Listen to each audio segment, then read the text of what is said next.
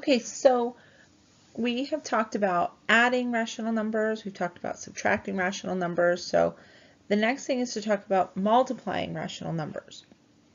So that's our topic.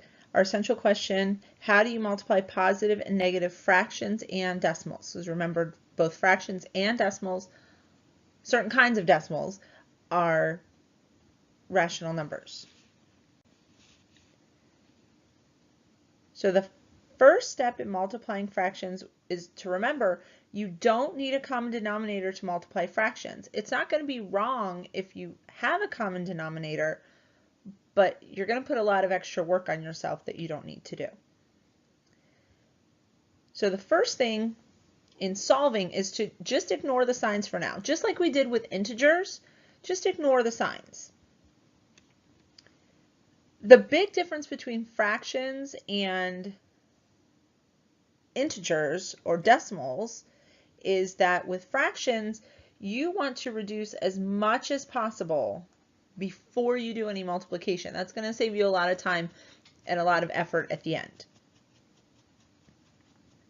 Then you're going to multiply across the top of your fractions, and you're going to multiply across the bottom of your fractions. Finally, you're going to reduce as much as possible again by dividing the top and bottom by their greatest common factor, and then you're going to give the answer the correct sign. Remember our little guy, and if you're doing a positive times a negative, you cover up the negative and the positive, and your answer is negative. Okay, so I picked kind of a difficult example so that the hardest one we would do together, and then the easier ones you would do on your own. So there's one more step to doing this example because we have these mixed numbers. So the first thing we have to do is we have to remember, get rid of the sign. Get rid of this sign, put it over here. Don't worry about it for right now. So we're going to do 2 times 3 is 6, plus 2 is 8 thirds.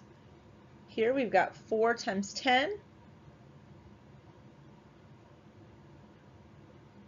is 40, plus 1 is 41 over 10. So now I'm going to take 8 thirds times 41 over 10. Well, I can divide here by 2, and I can divide here by 2. So now what I have is 4 thirds times 41 over 5. So now I'm going to multiply straight across the top and straight across the bottom. So 4 times 41 gives me 164, and 3 times 5 gives me 15.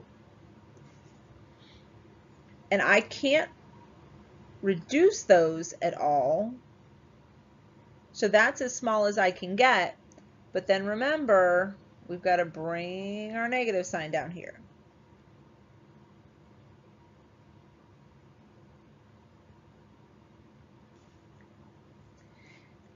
Now the other thing we could do with this is we could do 164 divided by 15, and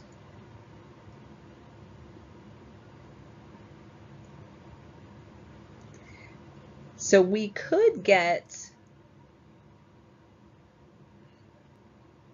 10 and 14/15, and then that would be negative. So either one of these answers would be correct. Now when we multiply decimals, very similar to multiplying integers with a couple of small differences. So once again, ignore the signs for now. Rewrite the problem with the last digits lined up, if it's not already written that way. Then you're just going to multiply like normal, and then count the number of digits after the decimal in both, that should say both numbers, sorry about that. And then put that many digits behind the decimal in your answer. That's a little confusing, I know. Stick with me. And then you're going to give the answer the correct sign, same as fractions and integers. Okay, so here we have negative 5.5 times negative 4.87. Now I'm going to take these two negative symbols, and I know that a negative times a negative equals a positive. So my answer is going to be positive. Now I'm going to ignore these now, and I'm going to put my 5.5 right here under 4.87. So 5 times 7 is 35. 5 times 8 is 40 plus 3. 5 times 4 is 20 plus 4. And then I just have another 5, so I'm going to do that same number.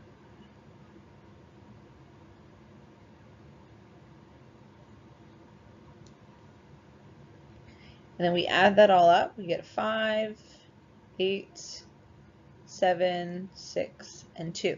So now I have 2 numbers behind the decimal here and a third one right there. So I'm going to put 1, 2, 3 numbers behind my decimal.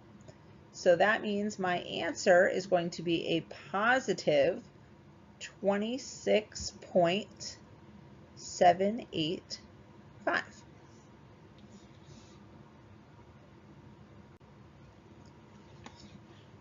Okay, so you all need to be working on book pages 86 to 88.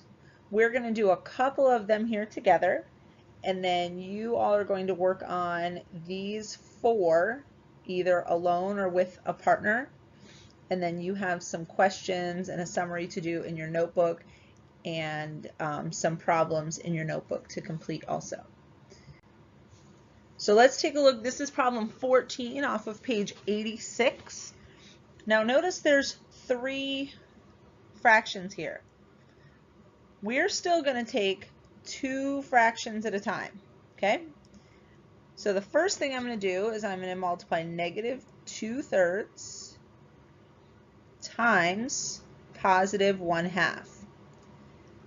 So I can actually divide here by 2 and divide here by 2. And so this becomes 1 and 1.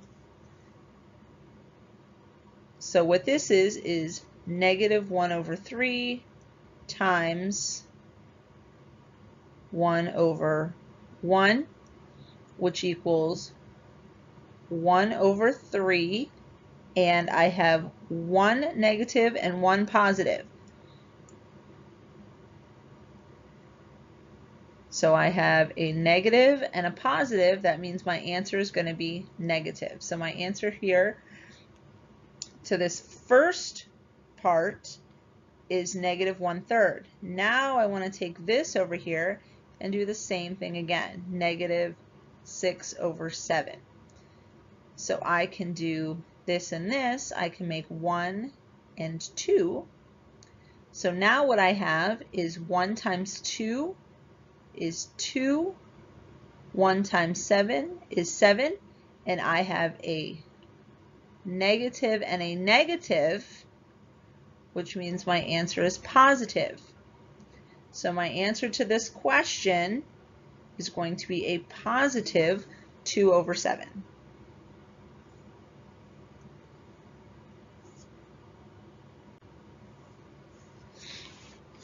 Okay, so this is page 86, number 15.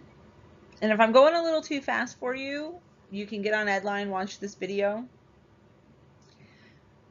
The price of one share of Acme Company declined. So remember, declined means it went down. $3.50 per day for 4 days in a row.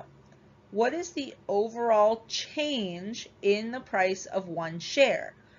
So notice we're not asking for the final price.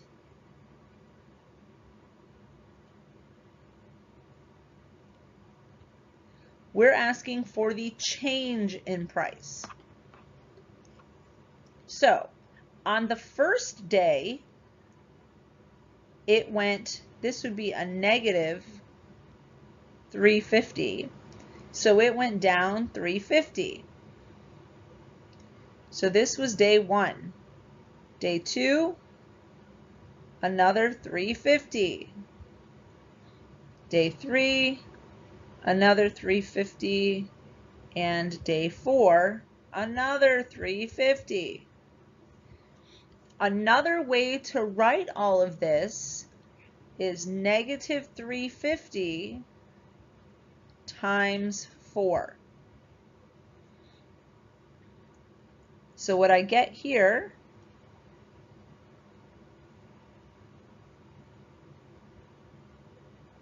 and then I've got 1, 2 numbers behind the decimal, so 1, 2 numbers here, and I have a negative and a positive.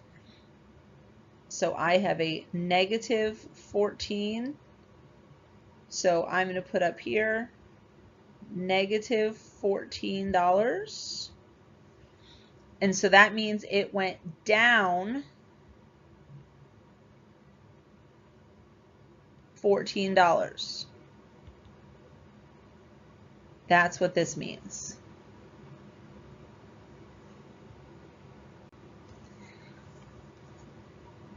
All right, and then page 86, number 16. In one day, 18 people each withdrew $100 from an ATM machine. So here's my first clue. Withdrew, that means a negative 100. What is the overall change in the amount of money? Again, we don't want to know the final amount. We just want to know how much that money went up or down. So because 18 people have to be positive, you can't have negative people. So we're going to do negative 100 times 18. Well, I know that this comes out to be negative 1800. So the overall change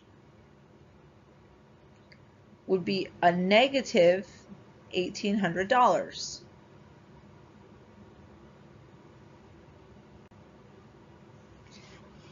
Okay, so you all have just a couple of problems to do on book pages 87 and 88, number 18, 20, 22, and 27.